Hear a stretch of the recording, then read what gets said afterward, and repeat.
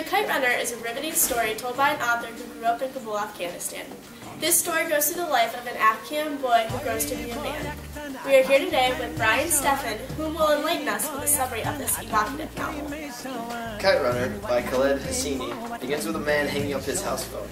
We start with no specific details of his past. All we know is that he lives in San Francisco. While walking through the park, he notices kites in the air, which sparked memories of his best friend Hassan and the life he used to know back at home. At the end of Chapter 1, the flashback of the story begins.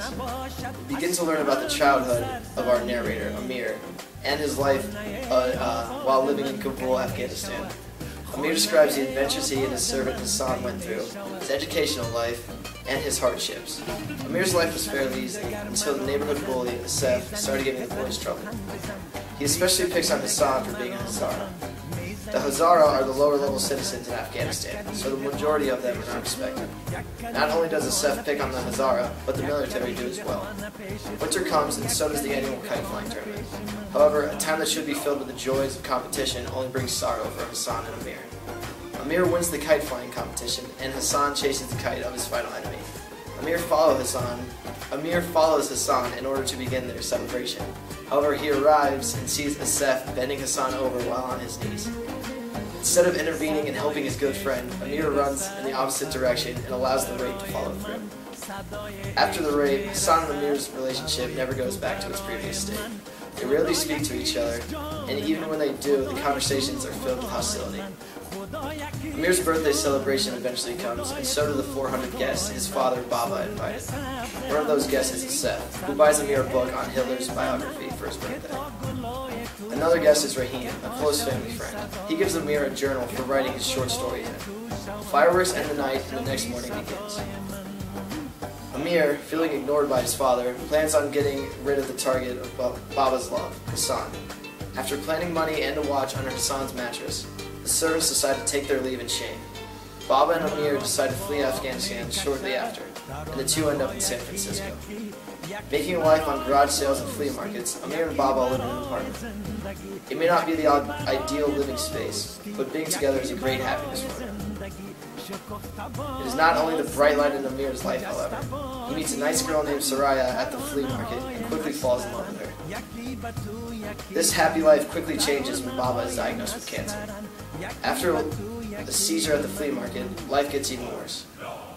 Amir, sensing Baba's end is near, asks Baba for one final request. The request was asking Soraya's father for his daughter's hand in marriage. He accepts, the wedding commences, and shortly after, Baba passes away. Amir's writing takes off, and after a year's success, the couple decides to attempt at having a baby. Amir's writing continuous failure haunts the pair, and eventually they give up. The call that opened the novel now comes into the story, and we discover that it is Rahim. Rahim asks Amir to travel to Afghanistan to visit him before he dies. Amir agrees and begins his journey. Once he reaches Rahim, he discovers that Hassan was actually his blood brother.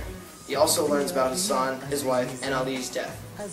The only living relic left of Hassan is his son, Sarah. After a little bit of drama, Amir decides to find Sarah to repent on the sins of his past. His ride begins, and after a visit to the old orphanage, witnessing a soccer game, and scheduling a meeting with a talent, Amir finds himself at a house that was once in his old neighborhood. The talent leader enters the room, and quickly Amir realizes that it is no one other than Asef. Asef proposes a deal of freedom for the boy, and the two fight to the death in order to claim him. After watching Asef brutally beat Amir, Sorab steps in and shoots Asef in the eye with a slingshot. This creates a diversion for escape.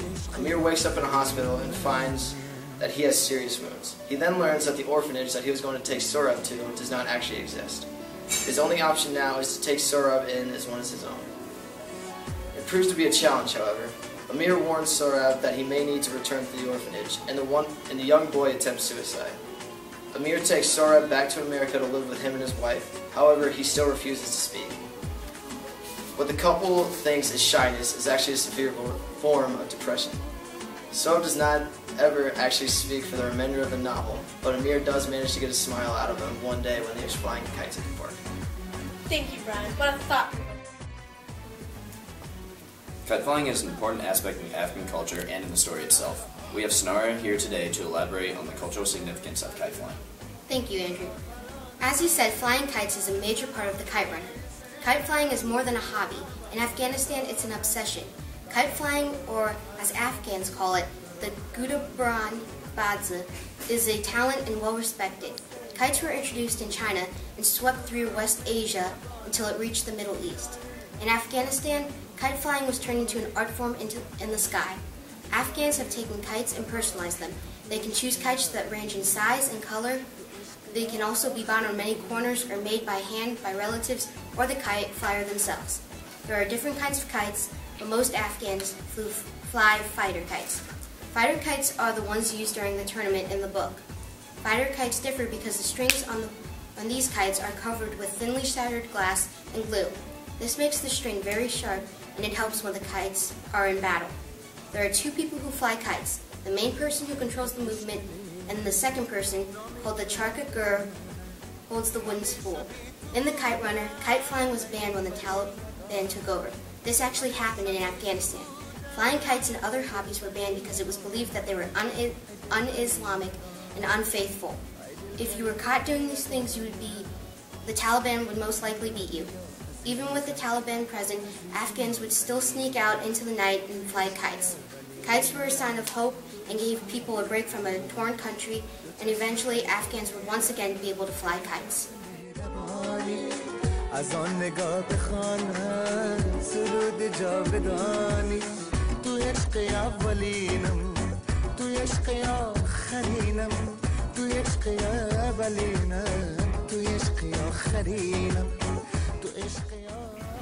Throughout this story, many characters were introduced to the readers. These characters played a pertinent role in the novel. Missy is here with us today to expand on these characters and how they all came together in order to make the novel a whole. Thank you, Missy. I will first introduce you to the character of Amir. Being the character of whom the story is told through, he has the most detail. Amir starts out as a wimpy little guy. He doesn't like fighting and he never stands up for himself. One of the main things he craves is Baba, his father's attention. This act is very challenging for him considering his interests do not include soccer. Soccer is Baba's favorite pastime and he tries to push this interest on his son, without much effect. Baba's affection will not be won over by his son's favorite interest either. Amir is very much in love with reading and writing. He would always read to Hassan, considering Amir was well educated in reading, while Hassan was not. The moment Amir wrote his first short story, he knew that was his career choice. He could tell, however, Baba was not pleased by this fact. Along with reading, Amir enjoyed tree climbing with Hassan, as well as shooting rocks at neighbors with Hassan's skill shot. Although Hassan and Amir spent so much time playing together, he did not consider Hassan his friend. Asif and other bullies teased him for playing with him, and that greatly clouded Amir's judgment of his lifelong playing. Hassan is a boy that is a servant of Amir. Him and Amir are friends, although Amir would never admit it, as they frequently play together. He is devotionally loyal to Amir and would do anything for him, as we find out. We also find out later that he is the son of Baba, although he is taken care of by Ali. Ali is Hassan's father. He is paralyzed on the face and has polio. He is a sweet, gentle old man, although he is frequently harassed by people who don't like his heritage. He's patient and a good friend of Baba's. Baba is Amir's father. He's a hardworking, strong, serious kind of guy, resembling a brick wall. He devotes all his time to working or to his appreciation of soccer. He is disappointed in his son, however, when he finds out Amir likes to read and write, while soccer is not his favorite. Rahim Khan is a friend of Baba's. He's patient and loves Amir as if he were his own. He is frequently encouraged Amir's reading and writing, telling the boy he shouldn't waste his gift. همدلی سلای عشق میزند که تا گلای تو شوم که تا شوی صدای من که تا گلای تو شوم که تا شوی صدای من